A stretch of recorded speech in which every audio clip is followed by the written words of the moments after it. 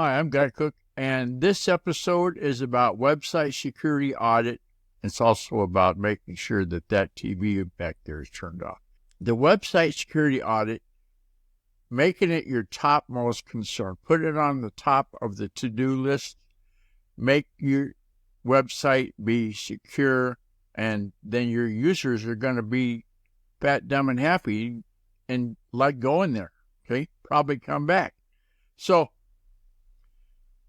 aside from thinking it should be on the top of the list, how do you do it? Well, if you go to the Google document, it's in the theguyrcookreport.podbean.com. I've got a link in there to some free resources that'll check your website security, okay?